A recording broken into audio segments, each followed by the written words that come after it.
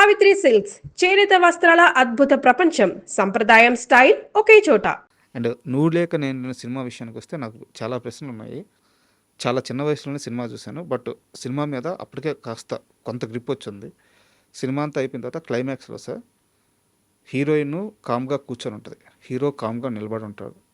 Climax 12-15 నిమిషాలు ఉంటుంది ఆ సినిమాకి. ఆ పెళ్లి సీక్వెన్స్ మొత్తం హీరో నిలబడిన దగ్గర నుంచి కదలడు, హీరోయిన్ కూర్చున్న దగ్గర నుంచి లేదు. సినిమా అంతా కె విశ్వనాథ్ గారు తన కళ్ళ సైగతో ఆ క్లైమాక్స్ మొత్తాన్ని నడిపిస్తారు. ఆయన లేచి లాస్ట్ ఆయన 3 డైలాగులు చెప్తారు. అంటే బామ క్యారెక్టర్ ఉంటుంది కదా, ఆమెకి కూడా ఒక 2-3 డైలాగ్స్ ఉంటాయి. మీ ఫస్ట్ సినిమా ఫ్యామిలీ ఎమోషన్స్తో, తరుణ్ అప్పుడు స్టారు.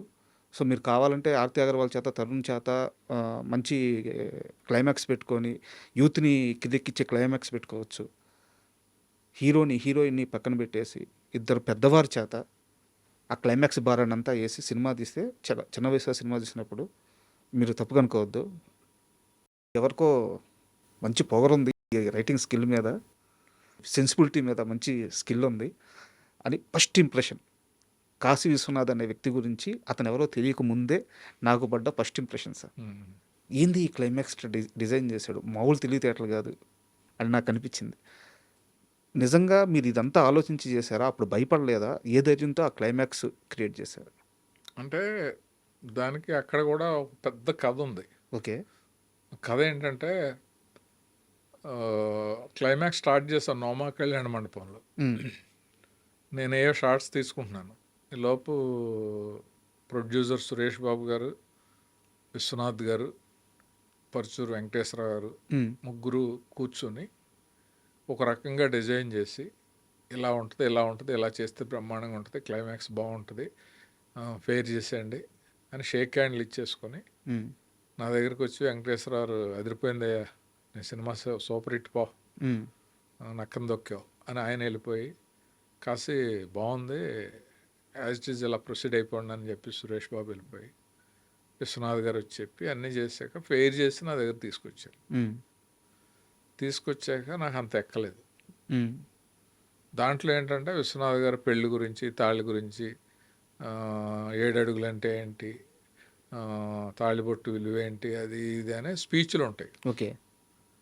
అది చూసాక నాకు ఎక్కలేదు. బట్ ఫస్ట్ టైం డైరెక్షను నేను ఎక్కలేదు అది ఇది అని అంటే లెజెండ్స్ వాళ్ళు ఫీల్ అవుతారు అని అనుకుని తీయటం మొదలుపెట్టా. మార్నింగ్ నుంచి సాయంత్రం వరకు ఒక 4:30 ఆ ప్రాంతం వచ్చేటప్పటికి ఎవ్రీ షాట్ నాకు బోర్ కొట్టేస్తుంది. డైరెక్టర్ని, స్టోరీ నేను రాశాను, నాకే బోర్ కొట్టేస్తే రేపు ఆడియన్స్కి ఎలా ఉంటుంది అని చెప్పేసి ఇంకా అంతే. క్లైమాక్స్ పోయిందంటే సినిమా ఆడదు, ఆడకపోతే నా భవిష్యత్తు పోద్ది అని చెప్పి కళ్ళం నీళ్ళు వచ్చేసి ఓ పక్కెళ్ళి బొట్ట ఏడ్చేసి ఆ ఏడుపులోనే ఓ ధైర్యం తెచ్చుకొని సురేష్ బాబు ఫోన్ చేశాను. ఫోన్ చేసి, బాబు సినిమా షూటింగ్ చేస్తున్నాను కానీ డైరెక్టర్గా నాకే బోర్ కొట్టేస్తుంది, క్లైమాక్స్ నచ్చలేదు నాకు అనగానే ముందు ఆయన షాక్, ఒక నిమిషం బ్లాంక్గా అలా ఉన్నాడు. ఉండి ఇప్పుడు ఏం చేస్తున్నారు అంటే, విశ్వనాథ్ గారు ఒక పేజీ డైలాగ్ ఉంది, అది పెద్ద షార్ట్ పెట్టాము, అది తీస్తున్నాము అని అంటే, వద్దు ఆపేసి ప్యాకప్ చెప్పి వచ్చే అన్నాడు. బా అన్నాక విశ్వనాథ్ గారు ఫుల్గా ప్రిపేర్ అయిపోయి అన్నాడు. సో కెమెరామెన్ పిలిచి, బాగోదు ఇలా ఆపేసాము అని ఆపేసి ఆ డైలాగ్ వద్దు అంటే బాగోదు, ఈ షార్ట్ తీసేద్దాము, అలాగే ప్రొడ్యూసర్ కూడా ఖర్చు ఉండకూడదు కదా, కెమెరా మీరు ఆన్ చేయకండి, నేను స్టార్ట్ కెమెరా యాక్షన్ ఇవన్నీ చెప్తాను, షార్ట్ అంతా అయిపోయాక ఓకే కట్ అని చెప్పిన తర్వాత ప్యాకప్ అని చెప్తాను అని చెప్పి కెమెరా రన్ చేయకుండా ఆ షాట్ పెద్ద క్రెయిన్ షాట్, ఒక పేజీ డైలాగ్ విశ్వనాథ్ గారు చాలా ఎమోషనల్గా చెప్పి అన్నీ చెప్పారు. అయిపోయింది, డైలాగ్ అయిపోయింది, కట్ ప్యాకప్ అన్నాను. అన్నాక అందరూ వెళ్ళిపోయారు. నేను డైరెక్ట్గా సురేష్ బాబు దగ్గరికి వెళ్ళాను. వెళ్తే ఏంటి ప్రాబ్లం అన్నాడు. ఏంటి బాబు అదంతా, విశ్వనాథ్ గారు స్పీచ్ల కోసం సినిమాకి వస్తారు, సినిమాలో డ్రామా ఉండాలి, నెక్స్ట్ ఏం జరుగుతుందని ఇంట్రెస్ట్ ఉండాలి, ఇది వరకు మేము డిస్కస్ చేసింది, అనుకున్నది, రాసుకున్నది అది కదా, మొత్తం మార్చేసి ఎప్పుడో నా చిన్నప్పుడు బావమర్దల్లో అల్లు రామలింగ గారు చెప్తాడు, తాళి అంటే అక్షంతలు ఏంటి, 7 అడుగులు అంటే ఏంటి, జీలకర్ర బెల్లం ఏంటి అంటే చెప్తాడు. ఆ టైంలో అప్పుడు బాగున్నాయి, ఇప్పుడు అది కాదు కదా. ఆ తరుణ్కి ఆర్తి అగర్వాల్కి పెళ్ళి అవుద్దా అవదా, అయితే ఎలా అవుతుంది, ఆ విషయం వాళ్ళిద్దరు ప్రేమించుకున్నారన్న విషయం ఎలా తెలుస్తుంది, ఇది కదా డ్రామా అని అంటే ఆయనకి వెంటనే నచ్చేసింది. అన్నిటికంటే కూడా నా గట్ ఫీలింగ్ నచ్చింది ఆయన. మొత్తం ఇదంతా షూటింగ్ చేసి ఎడిటింగ్ చేసి క్లైమాక్స్ వేసి చూసుకున్నాక చిచ్చి బోరు కొట్టేసింది, పాతదే బాగుంది కదా అని రీషూట్కి వెళ్ళటం అనేది చాలా చోట్ల జరుగుతుంది. బట్ అది ఏమీ లేకుండా ముందు చెప్పడం అనేది చాలా నచ్చింది. ఇంకా నేను కూడా రాను, నువ్వు అనుకున్నది రాసుకుని నువ్వు అనుకున్నట్టు రేపు ఎల్లుంట్లో క్లైమాక్స్ ఫినిష్ చేశాను. అప్పుడు రాజశేఖర్ అని ఒక తమిళ అతను ఉన్నాడు, అతను నేను కూర్చుని ఆర్డర్లో పెట్టుకుని అదంతా రాసుకుని పరుచూరు బ్రదర్స్ చూపించి ఆ రకంగా క్లైమాక్స్ తీసాం. అది సూపర్ డూపర్ హిట్ అయింది. సూపర్.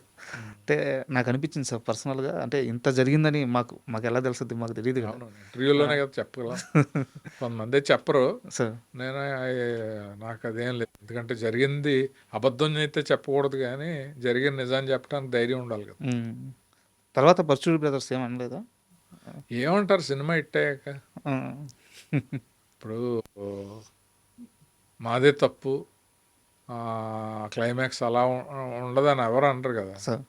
అది కూడా ఆడుతుందేమో అనే కాన్ఫిడెన్స్ ఉంటారు. అవునవును, వాళ్ళు ఎంత గొప్ప రైటర్లు, వాళ్ళు ఎన్నో చూసారు. అన్నిటికంటే మెయిన్ ఏంటంటే నేను కర్త కర్మ క్రియ ఆ సినిమాకి, అది ఫ్లాప్ అయినా ఇంకోటైనా ప్రొడ్యూసర్కి డైరెక్టర్కే ఉంటుంది కానీ రైటర్స్కి ఏమి ఉండదు కదా. సో అందువల్ల నేను నిర్ణయం తీసుకుని నేను చెప్పి నేను అనుకున్నట్టు చేశాను కాబట్టి నాకు ఆ సూపర్ హిట్ వచ్చింది. అండ్ యాక్చువల్గా నేను విన్నది ఏంటంటే, మీరు డైరెక్టర్ అవుతున్నప్పుడు ఈ సినిమాకే మహేష్ బాబుని ఇస్తాను అని సురేష్ బాబు గారు మీకు మీకు చెప్తే తరుణ్ కావాలని మీరే అడిగారంట, ఎందువల్ల? ఇస్తానని ఏం కాదు, ఒక కథ చెప్పాక మహేష్ బాబు బాగుంటాడు ఈ క్యారెక్టర్కి అని అన్నాడు ఆయన. సో మహేష్ బాబు బాగుంటాడని ఆయనకు అనిపిస్తే, ఆయన ప్రయత్నిస్తే మహేష్ బాబుని తీసుకురావటం అనేది కష్టమేం కదా వాళ్ళకి. అవును. కాకపోతే మహేష్ బాబు చాలా బిజీగా ఉన్నాడు ఆయన. బిజీగా ఉన్న హీరో టక్కన కమిట్మెంట్స్ వదిలేసి మనకు రావటానికి 1.5-2 సంవత్సరాల్లో పట్టేస్తుంది. ఓకే. అప్పటికే నా కెరీర్ లేట్ అయింది, 3 సినిమాలు చేసాం, ఇంకా ఏంటి చేయట్లేదు డైరెక్షన్ అనే మూడ్లో ఉన్నాను నేను. అప్పుడు ఏమన్నానంటే, కథ నాకు బాగా కాన్ఫిడెన్స్ ఉంది, నువ్వే కావాలి, హిట్ అయింది కదా, తరుణ్ని పెట్టుకుందాం, తరుణ్ అయితే బాగుంటుంది ఈ క్యారెక్టర్కి అని అంటే, సరే అయితే నువ్వు వెళ్ళి మాట్లాడు అని అంటే నేను మాట్లాడే రోజారామణి గారి వాళ్ళకి చెప్తే వాళ్ళు వచ్చి కథని వెంటనే చాలా బాగుందని చెప్పి అలా ప్రాజెక్ట్ స్టార్ట్ అయింది. ఓకే. ఇప్పుడు మహేష్ బాబుని ఇస్తానంటే వద్దనే అంత ఎవరు ఉండరు కదా, అంత పొగరు ఎవరికి ఉండదు కదా, లేట్ అవుద్ది అనేదే మెయిన్. ఓకే. అండ్ యాక్చువల్గా మీకు ఇప్పుడు ఆకలేస్తుంది, ఒక వారం రోజులు పోయాక బిర్యానీ పెడతాను అంటే వద్దొద్దు ఇప్పుడు ఆవకాయ పెట్టండి నేను వేసుకు తినేస్తాను అంటాం కదా. కరెక్టే, అది కరెక్ట్ డెసిషన్. ఆ టైప్లో ఆ డెసిషన్ అనమాట. యాక్చువల్గా ఆర్తి అగర్వాల్ అంటే నాకు చాలా ఇష్టమైన హీరోయిన్. మన సినిమాలో డ్రెస్ సెన్స్ లేదని చెప్పి తరుణ్ టీచ్ చేస్తాడు. తను మిర్రర్ ముందుకెళ్ళి పట్టు పవడ వేసుకొని ఆ రాణి కలర్ సమ్ పింక్ కలర్ అది వేసుకొని అద్భుతంగా ఉంటారు, అంటే చూడడానికి కళ్ళకి పండగలాగా ఉంటారు అనమాట లుక్. చాలా బాగా చూపించారు ఆర్తి అగర్వాల్ మీరు. ఆమెని ఎలా కాస్ట్ చేశారు ఆ సినిమాలో? ఆర్తి అగర్వాల్తో మీ వర్కింగ్ ఎక్స్పీరియన్స్ కాస్ట్ చెప్తారు?